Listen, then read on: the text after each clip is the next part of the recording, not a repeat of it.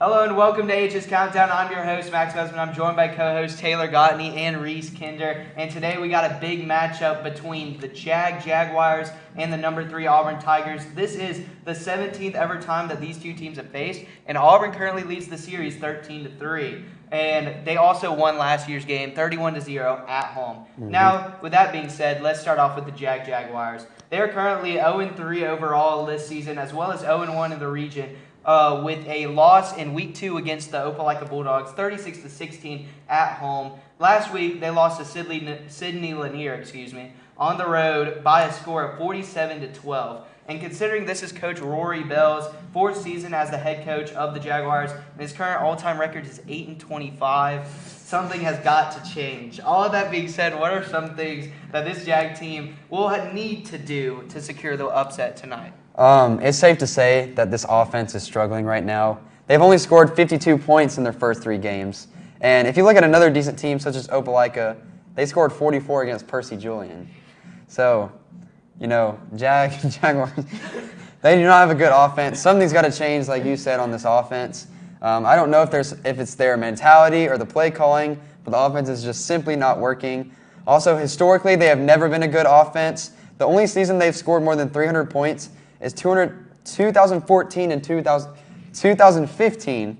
And I couldn't find their starting roster, but I hope this quarterback can bounce back and really get his campaign going, because he hasn't so far. And you want to know something really sad? Both their games where they only scored 24 and 12 were against 6A and a 5A school. So, yeah, let's try to figure this out, Jaguars. And on defense, Jag has not been as well either, giving up 126 points overall this season. No, because 52 to 126 is crazy. I think for them to win this game, they have to get stops early, and they have to be able to execute on defense. But you can't give up that many points during the season. If you're gonna try to beat a team, you got to hold them to at least 12 or 20 points. It's got to be something like 12. that. Yeah, I mean, we continue laughing and stuff, but it's true. I mean, they haven't been good, and they haven't been good in a while. Yeah. And so, I mean, if they're going to turn it around, they need to turn it around in a big way in order to beat the number 3 Auburn Tigers tonight, which, speaking of Auburn, coming off of a 28-7 double overtime thrilling victory that me and you were actually at on the road against Dothan. This is the Auburn Tigers, who are currently 2-1 overall in the season and 1-1 in Region 2 after that tough road win that I just prefaced over the Wolves. And considering this Auburn team is a 15-point favorite going into tonight's game, according to AHSFHS.org, a lot of people expect Auburn to win this game and win big. Yeah, me too. With all of that being said, how do the Auburn Tigers intend to get this done tonight against the Jaguars? Yeah, this offense is very, very good. Stronger than the scoring output says in the past 2 games where we scored 16 and 28. But honestly, this offense is full of weapons, and we need to get back to the dominant scoring output that we've put in recent years. Last year, we literally put up 510 points on every team's head.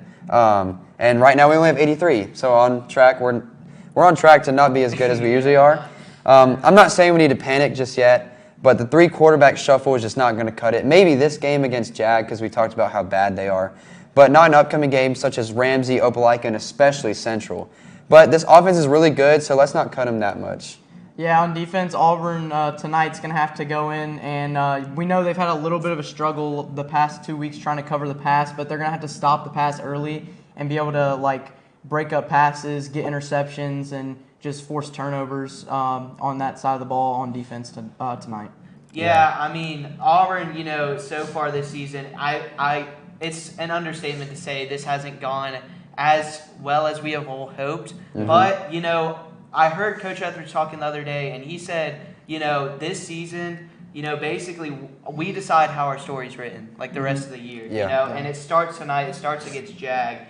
And we'll see if they can pull out the victory on the road in the Crampton Bowl. And with this being an in-region game for both of these teams, there's a lot to play for. And like I said before, the all-time series between these teams is also a bit one-sided, like the Dothan series last week, with Auburn leading the series 13-3 going into this game. Also, Auburn has won the last 7 games in a row. but in the series between these two teams. Yeah. That being said, what are some things that the Tigers need to improve tonight in order to secure the W against the Jags? Well, I'm no negative Nancy, as some say, but I personally was not a fan of the Wildcat formation we ran last game. It felt like the Dothan defense always knew we were going to run the ball. I mean, usually out of a Wildcat formation, you're going to either hand the ball off or you're going to run up the middle. And they would always send a blitz on defense to just stop us, so our offense could not go anywhere. We almost had no variation unless we put Crawford Lawford in, actually our 10th grade backup quarterback. So the receivers barely did anything all game, so it just felt like we kept feeding the run game, which I'll get to later, but is a good and bad thing. But for specifics, we only had 11 pass attempts and 30 rushing attempts. So just more variation in formations and plays. I know that Ian Nation is not a quarterback, but he has a good arm. We saw it in a few plays, and I really think that would lift this offense to victory. Yeah, tonight Auburn's going to have to be able to stop the run because we know last week they gave up so many rushing yards. And so you're going to have to be able to hold them on, like, if it's like a third and 2, you're going to have to be able to stop them and get them for loss of yards and, just be able to make sure they don't get, over like 100 rushing yards for the game. Yeah. But that's what What did needs to Dothan do. have last week? So Yeah, last Dothan, week I like was- that you made that point about the rushing yards. Dothan had a total of 317 rushing yards That's by the end of the insane. game. And, you said you're not a negative Nancy. Sometimes I can be a negative Nancy. I love my Auburn Tigers, but, I remember us watching that game. They went on they started, I'm pretty sure, at the 5-yard line, and they went 95 yards down the field over, like, the course of 8 minutes. And ended up scoring what would be, like, the game-tying touchdown that would send it to overtime. Now, we were able to pull out the win, which I'm very happy about. But, that is just something that you can't allow. It's multiple, like you said, 3rd and 2s, where they were just able to run it up. One of the keys like one of the keys would be to hold them to about 120 rushing yards. Yeah, hopefully. And I like that you talked about the keys because we're going to move into the keys to the game for tonight. Now, Auburn has different X factors that can help them take over a game. What do you think those X factors are or will be in tonight's game? Well, like I said earlier, I know I complained about the variation, but the run game won us that Dothan game single-handedly. Both of our running backs combined had 6.6 yards per carry, which is really, really good. Tremarcus Webb and Omar Mabson led the movement, with Omar getting 140 yards. And most importantly of all, Tremarcus won us the game in that overtime with 2 touchdowns. He had 2 touchdowns on the game, one of those coming in the second overtime to eventually win us the game. And I think the 2-point conversion was Tremarcus as well. Yeah, I'm pretty sure. So, yeah, let's run the ball and we can win this game very easily, just like we beat Dothan. Yeah, like I was talking about earlier, if you're able to stop the pass, you should be able to win this game. Even though Jag, I don't really think Jag passes the ball a lot. I think they're mainly a running team. But, last week we were able to hold Sam Broadway to a 3-for-5 game with 69 passing yards. So if you can do that again, you should be able to win this game pretty big. Mm-hmm. Yeah, like you said, Reese, I think we really just need to make them one-dimensional. Yeah. And that's really what ended up helping us win the game against Dothan, I think. And that's second overtime where we got the stop on the 1-yard line whenever they went for the 2-point conversion. It was the same play they ran the entire game. It was like a mini speed sweep over the middle. And, you were getting so mad at the game. It was so hilarious. I kid you not, viewers, they literally ran that play probably like 58 times. And it worked every time. So, if Auburn is able to make this Jeff Davis team one-dimensional, it should be able to help us, Jag, it should help us to win tonight's game.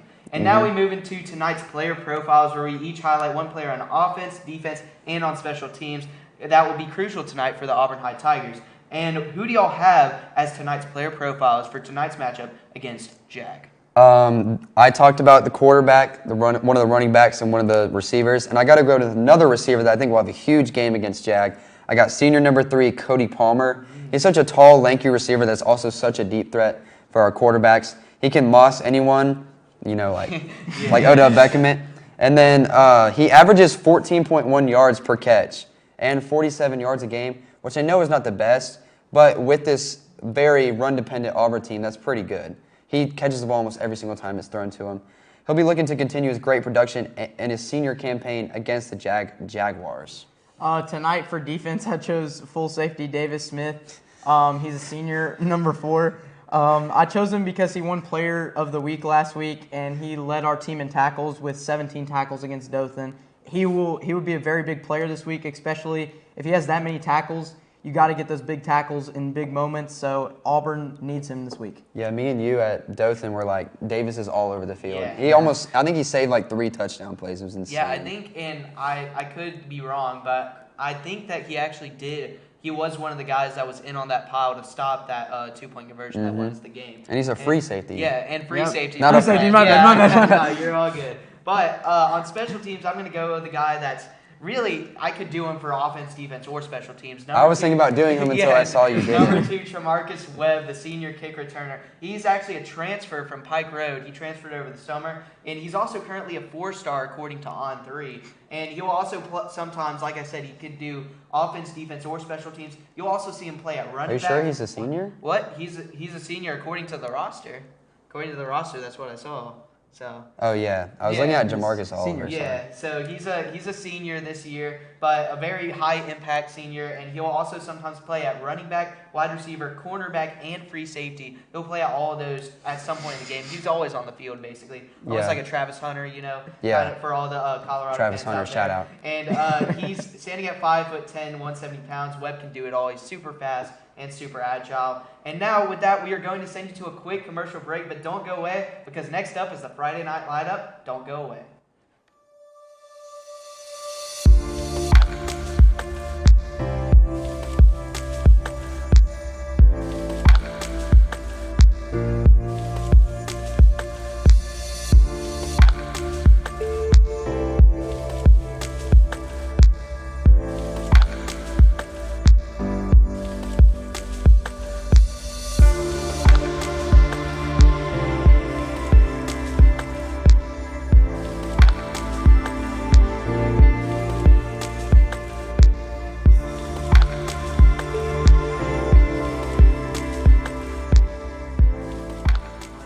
Welcome back to AHS Countdown, and so far this season we have seen both current co-presidents Cordy Burt and Leah Hardy go 4-3 on the Friday night lineup. But last week we saw Carson Hester, the communications director of HiDef, the guy that knows nothing about football the guy at that all. knows nothing about sports. He became our first ever perfect guest picker on the show. Going back to last year when it was me, you, Fabiola, and Cal, he went 7-0 on the Friday night lineup. So we'll see if this week's guest picker, can repeat his feat. So please help me in welcoming this week's guest picker. She is currently the community service director of HiDef, and according to hsmassmedia.com, one of her favorite hobbies is slaying. Ladies and gentlemen, give it up for Mary Margaret Buck. Hello, everyone. Now, May, as someone who is part of many clubs, including HiDef, what do you think separates HiDef Club from the rest of the pack? I think the standards we're held to really influences our success.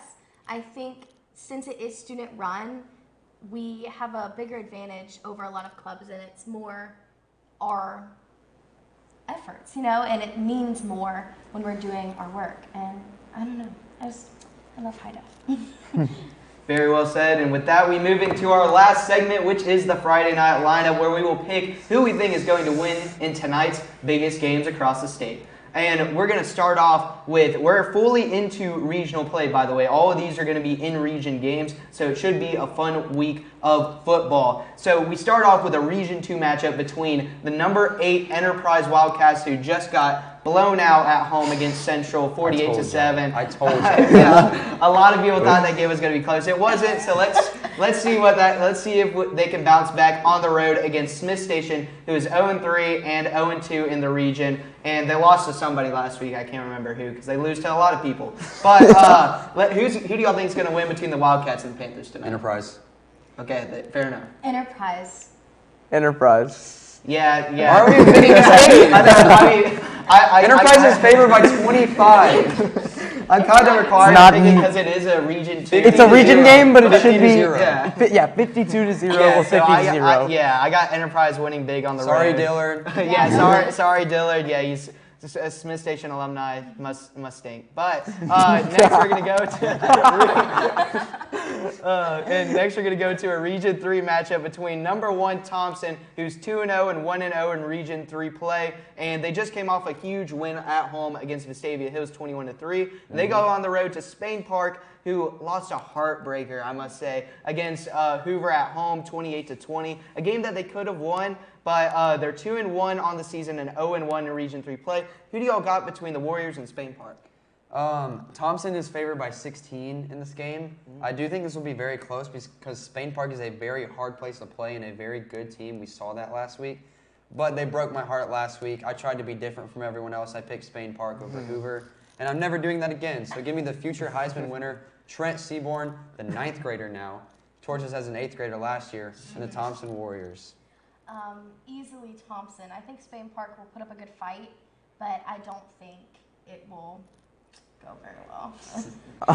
I think I think Spain Park will last about a quarter, and then Thompson will just run all over them, and you can't go against the Alabama State champions, so I'm going Thompson. I've got to disagree with you there, Reese. I'm not going to say Spain Park's going to win, but I was about to say.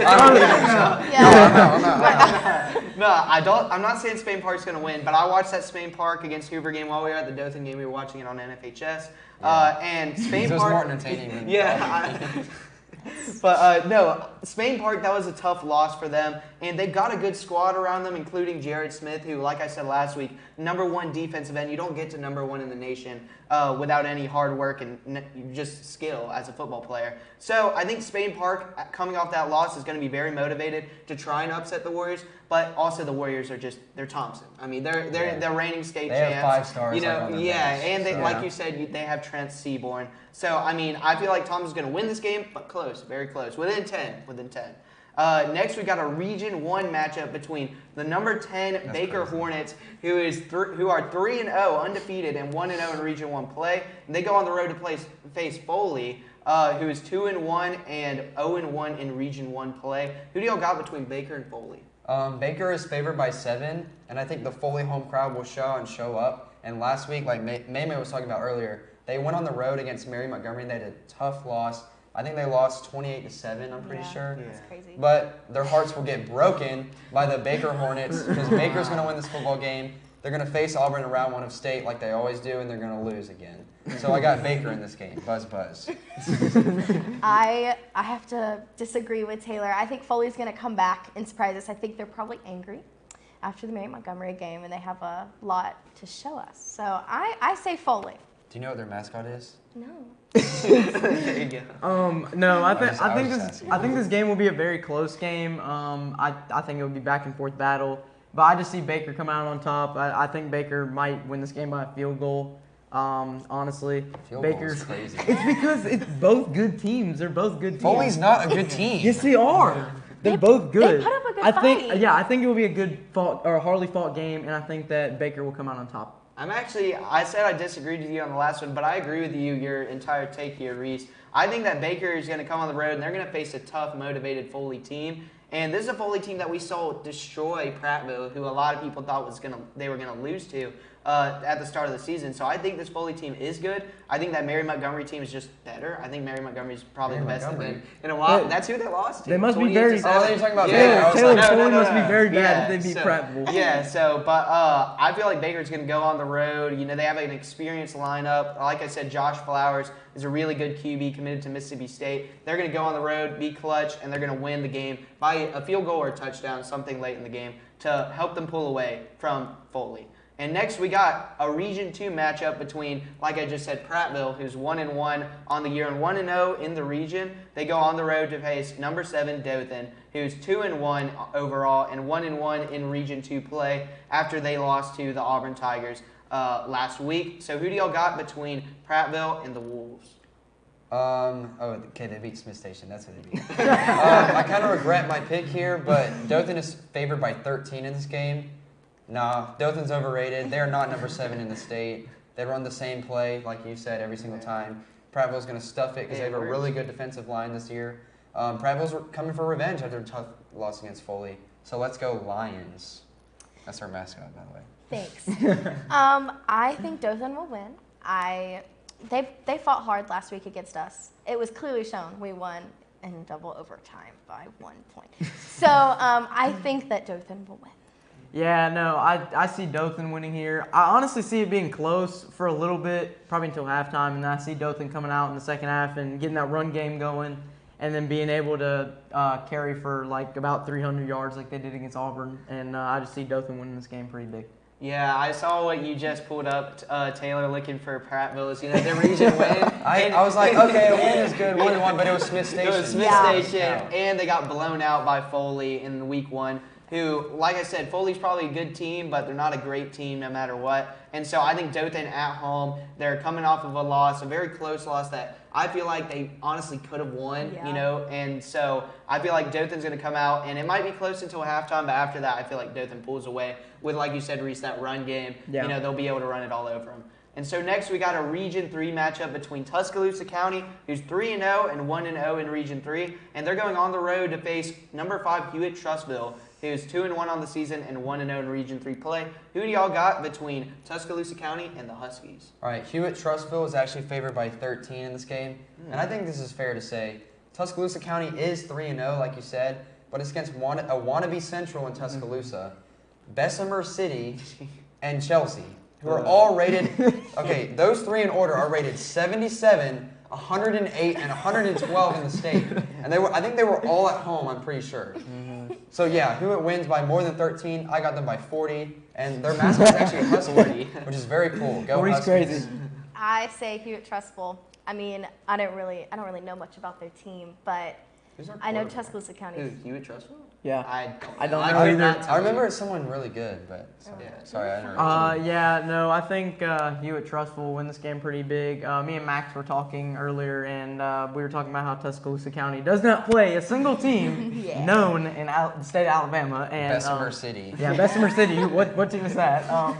But no, I think Hewitt-Trussville wins pretty big here. I say 50-0. Yeah, I mean, Bold Tuscaloosa. statement. Station. Bold statement. They're close. I mean, like you said, yeah, since sophomore year, Tuscaloosa County has always they've always scheduled very easy games to start off the season, and they always end up and then they just tank. Well, because they're super easy games, and so I mean they always end up 3-0, and then they end up going against a Hewitt-Trussville or Thompson or Vestavia Hills, and they end up getting blown out. Done. And I think that's what's going to happen on the road tonight against Hewitt-Trussville.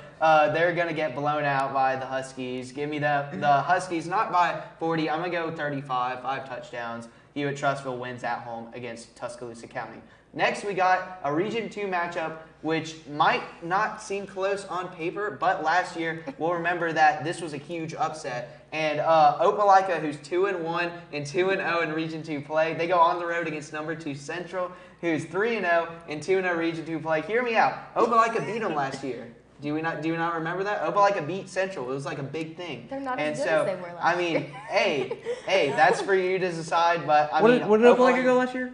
5-5. Hey, but who do y'all got between? What did Central go last year? Who do y'all got between the Bulldogs and the Red Devils? Opelika is not good. I got the Central Red Devils, number 42 in the country. They beat Enterprise by 41. They're way too powerful, and I would say they should be above Thompson at number 1. That's my hot take. Listen to the podcast, Taylor's hot take. But quarterback Andrew Alford, like we talk about him every single week when we pick Central's game. He's going to continue his junior campaign. He already has 1,029 yards, 13 touchdowns, and 1 interception. In 3 so games. Central's going to win this game, probably 100-7. Let's go Central. Triple digits. I don't think Central's going to win by that much, but I definitely do think they're going to win. Yes, Opelika won last year. But I think that was a fluke. It was also honestly, in Opelika. It was in It Opelika. was so early in the season too. Yes. Yeah, it was like week 4, like it is this week. So early in the season. Yeah, I know. So this is the season 2. I don't think Opelika's gonna come in cocky because of last year, but they're gonna lose bad. Maybe not 100 Roman points. Gagliano's going to get sacked 50 times. Oh no. All right, let's just get this straight. Max and May are absolutely delusional, thinking this game's ever going to be close. No, Central wins by 50. Yeah, I mean, here's the thing. I just wanted to preface that because that's why I put it so high on this list, because I try and go some of the games that we don't think are going to be as close to some of the games that we do. But no, yeah, this game's You not got good. it wrong. I didn't get it wrong. I'm just saying something weird could happen here. I'm just saying if Opelika's feeling the right way. So you're picking Opelika? I am not. I am picking 2013 Iron Bowl, so what could go wrong? For the sake of me getting my pick'em correct, I'm going with kick Central. six all over again. I'm going with Central on the road, or at home, excuse me, to win big. But, I mean, who knows? Maybe Opelika comes in there and they're a different team. But no, I'm going with Central. And next, we have the second to last pick of the Friday night lineup, and it's a big one. It's in Region 3, and it's between number 9 Hoover, who's 1-2 on the season, and 1-0 in Region 3 play, coming off a big win on the road against Spain Park. And they're going away against number 6 Vestavia Hills, who's 2-1 on the season and 0-1 in Region 2 play after a tough loss against Thompson on the road. Who do y'all got between Hoover and Vestavia Hills? So Vestavia is taking the state football realm by storm right now, I feel like.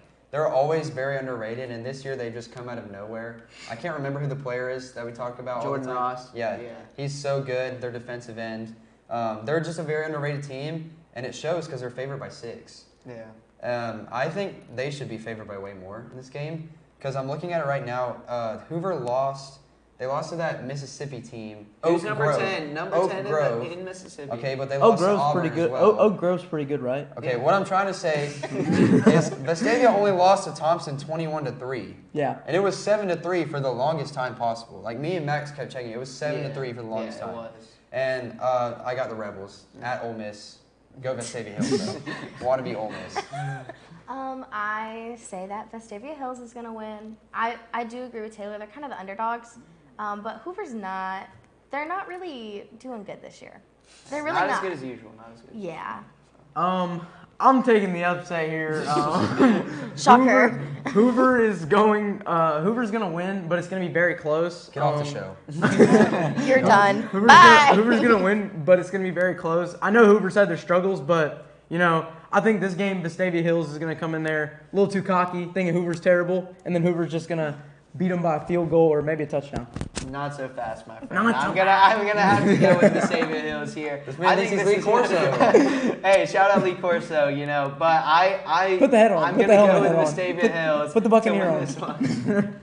I'm gonna go with Vestavia Hills to win this one. I feel like Hoover. They're not only having a down year. I don't think they're going to finish top 3 in Region 3. I think Vestavia Hills, Hewitt, and Thompson are all better than them. And it's going to be weird to see, but I think Hoover is going to have a down year, and Vestavia Hills is going to win this game. I got them by at least 14 at home. I think that it's crazy that line is only 6, and I think you're correct that people are still going to underestimate Vestavia Hills until they win a lot of games.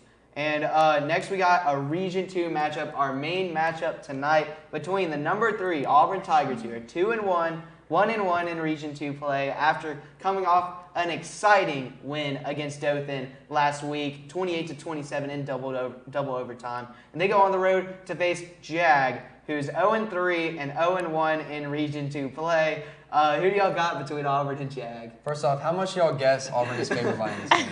I'm assuming, 35 and a half. Yeah, Right, 35 it should and a be half. 28. 28, what do you think? Something crazy. Like 30. We're only favored by 15 in this What? game. And that is bombastic. Bombastic. You know this word. That is so low. Auburn will go into the Crampton Bowl and demolish the J.A.G Jaguars. Because, yes, we're not the best, but we're still pretty good. We're number 3 in the state. Yeah. So that's pretty dang good. J.A.G has not been ranked their entire football existence, even though it's just this year, but as Jeff Davis as well. They did not do good. They were never good. They would always be that team that we would demolish at home or away.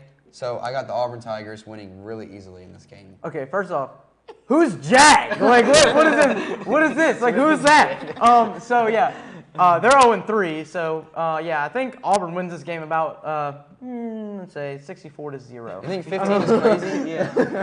Yeah, 15 is definitely crazy. But Auburn wins this game very big and probably runs for about 1,000 yards. Omar Madden. I don't know about that one. He's going to jump from like 2 stars like 5. Yeah, he's going in to one jump game. from 2 stars to 5. But I fully agree, and that's why I also said they should be favored by 28, because I think I mentioned it earlier in the show that they're favored by 15, and that is, like you said, bombastic. That is insane. That we're I don't only think favored that's by a word, 15. but- Yeah, I know, it's probably not. But I mean, Outrageous. if you were able to bet on high school games, I would smash I would smash the over right here. I would absolutely smash the over right here. And yeah, I feel like I think it's also crazy that Jag's head coach still has a job. And so, Coach Rory Bell, Dang. time to learn Chinese, buddy. Throwing shots out I'm here. not trying to throw shots, but you know, I mean, I think Auburn's going to come in and destroy Auburn on the road at the Crimson. Wait, Auburn's going to destroy Auburn? Auburn's coming.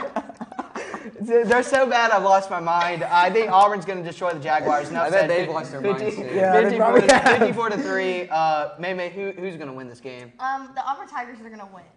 Not. Yes. Correct pick. That's not Correct pick. shocking. It's not shocking. Put the head on. You got to put that all the way up. There we go. Yay! There we go. Yeah. Okay, Auburn, we are not doing too hot this year.